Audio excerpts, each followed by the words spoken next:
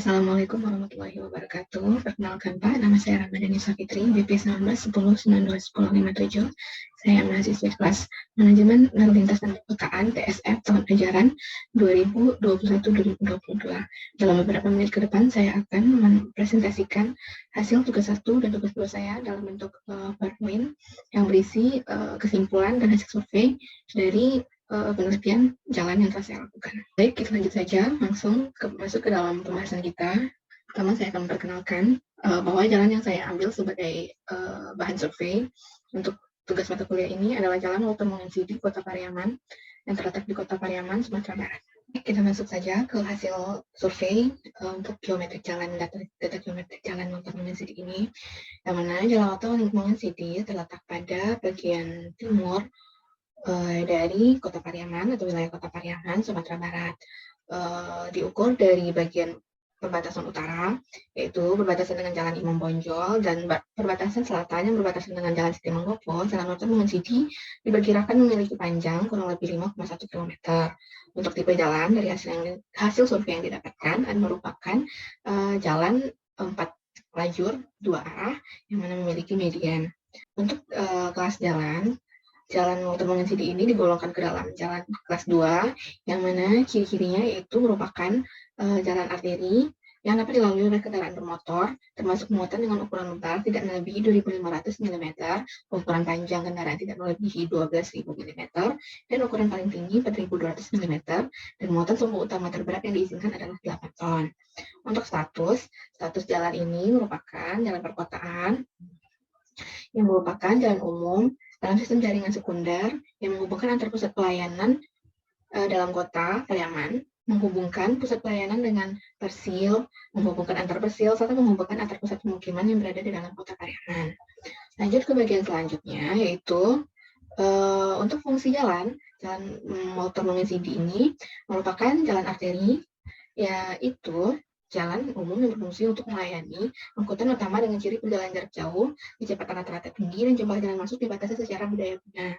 Miringan medan yang terdapat pada jalan ini merupakan kecil dari 3%, sehingga diklasifikasikan ke dalam jalan bermedan datar.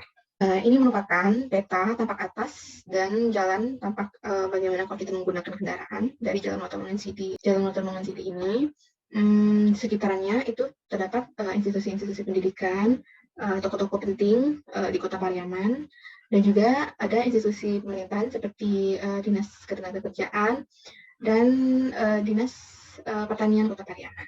Lanjut ke bagian selanjutnya, yaitu perlengkapan jalan yang terdapat di Jalan Walter Mongensi yang memenuhi syarat-syarat dan kelengkapan jalan. Dan yang pertama kita lihat lampu lalu lintas, ada terdapat di gambar bagian ini. Jadi untuk lampu lalu lintas di Jalan Walter Mongensi ini ada total 3 lampu lalu lintas, yang mana ketiganya berfungsi dengan baik. Ini salah satu gambar lampu lalu lintas yang terdapat pada Jalan Walter Mongensi. Lanjut ke bagian perlengkapan jalan yang kedua adalah marka jalan. Ada di sepanjang Jalan Walter Mongensi ada, namun ada beberapa bagian yang mungkin sudah terhapus dan belum ada perbaikan dari pihak yang terkait. Untuk penerangan jalan ada lampu jalan di sepanjang Jalan Walter Mongensi yang membantu pengendara untuk berkendara pada pencahayaan yang minim.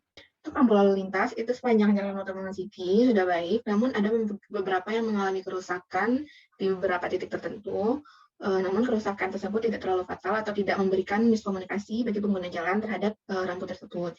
Ini adalah salah satu contoh rambu yang terdapat di salah satu persimpangan Jalan Walter Mongensi. Lanjut ke bagian perlengkapan jalan yang kelima, yaitu trotoar. Ada berfungsi dengan baik, namun ada di beberapa area tidak memiliki trotoar.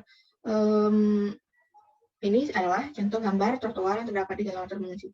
Ini juga merupakan trotoarnya. Lanjut ke alat pengaman pengguna jalan atau pulau jalan.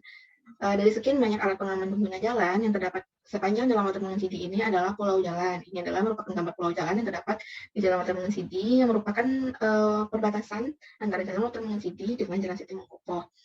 Lanjut, yang terakhir, fasilitas bersepeda dan penyandang disabilitas itu ada berfungsi dengan baik. Ini adalah gambarnya, yang mana bagian ini merupakan bagian khusus untuk yang bisa digunakan oleh pesepeda ataupun penyandang disabilitas yang tidak bisa menggunakan fasilitas trotoar. Untuk hasil survei dari penelitian yang telah dilakukan oleh penulis pada Jalan Walter Mongensi di Kota Pariaman ini, Jalan ini diklasifikasikan untuk tingkat pelayanannya diklasifikasikan ke dalam kelas B, yang mana nilai NPK untuk tingkat pelayanan kelas B ini berada pada rentang 0,2 sampai 0,44, yang mana karakteristiknya jalanan ini alirannya stabil atau bergerak stabil, namun untuk operasi kecepatannya itu mulai dibatasi sesuai dengan keadaan jalan tersebut. Untuk nilai tingkat pelayanan yang perlu didapatkan dari hasil survei yaitu 0,4, sehingga seperti yang dikatakan tadi, jalan ini diklasifikasikan kepada tingkat pelayanannya kepada klasifikasi LOS B. Berikut adalah beberapa permasalahan lalu lintas yang terdapat atau yang teridentifikasi oleh penulis pada Jalan Walter Mangensidi ini. Ada 3 permasalahan.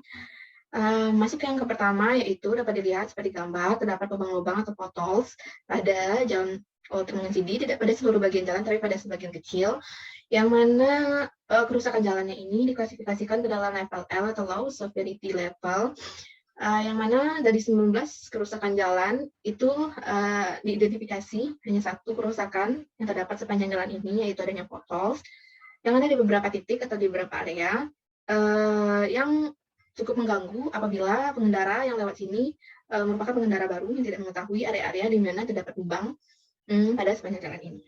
Lanjut ke permasalahan kedua, seperti gambar kedua ini dapat kita lihat adanya perbedaan elevasi antara bagian jalan ini dengan bagian jalan di setelahnya, yang mana perbedaan elevasi jalan ini disebabkan oleh ketidakmerataan di perbaikan jalan. Jadi jalan yang bagian ini telah diperbaiki terlebih dahulu, namun jalan di depannya atau arah ke atasnya itu belum diperbaiki, sehingga terjadi perbedaan elevasi pada jalur ini. Lanjut ke gambar ketiga, yaitu adanya potensi kecelakaan pada jalan berlubang tadi juga bisa, dan juga pada jalan, apalagi pada jalan yang berelevasi, yang memiliki perbedaan elevasi ini, yang mana sebenarnya belum ada kasus kecelakaan, namun diperkirakan memiliki potensi, apalagi bagi kendaraan-kendaraan yang berkecepatan tinggi yang melewati bagian jalan yang memiliki perbedaan elevasi ini.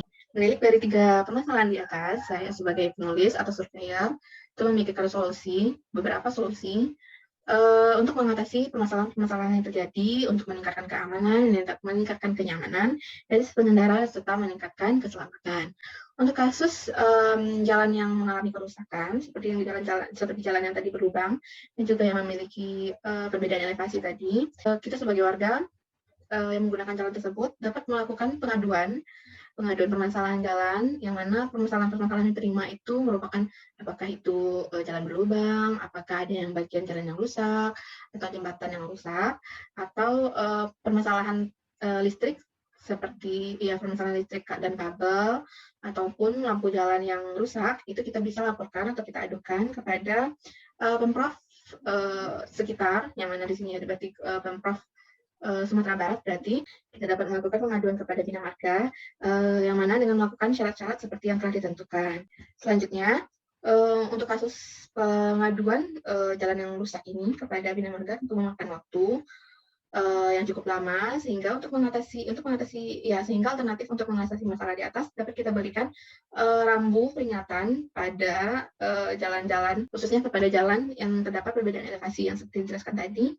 Kita dapat memberikan rambu peringatan agar pengendara mengurangi kecepatannya untuk mereduksi potensi kecelakaan. Berikut yang terakhir, untuk memecahkan masalah yang ditawarkan dari permasalahan yang disebutkan tadi, itu sebenarnya ini yang dapat dilakukan oleh pemerintah, yaitu segera melanjutkan perbaikan jalan sehingga dapat memperbaiki jalan-jalan yang rusak, jalan tadi yang disebutkan yang memiliki perbedaan elevasi. Jadi pemerintah harus segera memperbaiki jalan secara merata sehingga jalan aman, nyaman, dan memberikan keselamatan kepada pengendara.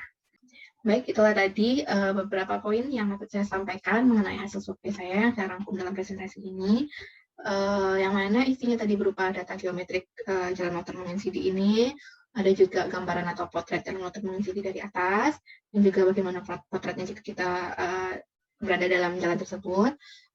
Yang selanjutnya ada pelengkapan jalan yang terdapat pada jalan Walter Mangensidi, ada hasil survei dan hasil perhitungan data yang mendapatkan tingkat pelayanan dan juga variasi lalu lintas pada jalan Walter Mangensidi ini. Ada juga 3 permasalahan yang terjadi dan solusi yang saya tawarkan sebagai penulis agar permasalahan-permasalahan pada jalan otonomous ini dapat teratasi sehingga memberikan kenyamanan, keamanan, dan ketertiban bagi pengguna jalan. Sekian hasil presentasi saya. Banyak maaf atas segala kesalahan dan kekurangan. Terima kasih. Wassalamualaikum warahmatullahi wabarakatuh.